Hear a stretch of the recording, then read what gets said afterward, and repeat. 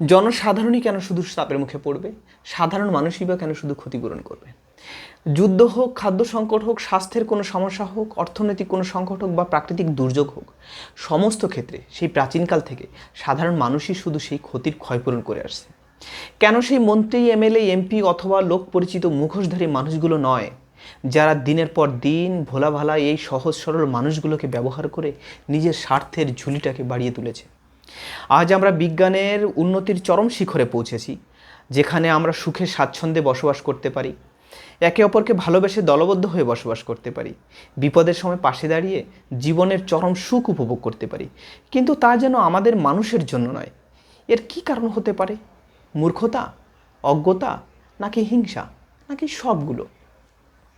এই মনোরম প্রকৃতির চারিদিকে যেন সুখ আর সুখ, আকাশ বাতাস জল মাটি আলো যেন সুখের সন্ধান দেওয়ার জন্য অপেক্ষা করছে। কিন্তু সেই সুখের পরিবর্তে আমরা হিংসাকেই বেছে নিয়েছি। আমরা একে অপরকে বন্ধু না ভেবে শত্রু মনে করেই বেঁচে থাকার প্রতিজ্ঞা নিয়েছি। তাই তো আজ নিজের বাবা মাকে বৃদ্ধাশ্রমে রাখার পরিকল্পনা করে থাকি। নিজের সুখের একমাত্র ঠিকানা মনে হওয়া সেই স্ত্রী, সেও যেন কোনো একদিন বলে ওঠে, এই পৃথিবীতে তুমিই আমার একমাত্র শত্রু। এমন কথা বলতে বলতে দুজনের পথ যেন দুদিকে পরিষ্কার হতে থাকে। আজ যদি দেখি সেই হিংসা, শত্রুতা, কারোর ক্ষতি করার মনোভাব শুরু হয়েছিল অন্য কাউকে দিয়ে, কিন্তু শেষ পর্যন্ত সেই হিংসার আগুনের ফুলকি কখন যে নিজের জীবন নামক বৃক্ষের ডালপালা ধীরে ধীরে পুড়িয়ে ছারখার করে দিল, যার ফলাফল আজ সেই হিংসার আগুনে নিজেই জ্বলে পড়ছি। আজকে আমাদের চারিদিকে যে যুদ্ধ পরিস্থিতি চলছে, আমাদের যে মারামারি, হিংসা, খুনোখুনির মনোভাব চলছে, সেটা দেখে আমার মনে হলো এই কথাগুলো লিখে আমি সেই কথাগুলোই ভিডিওর মাধ্যমে শেয়ার করছি।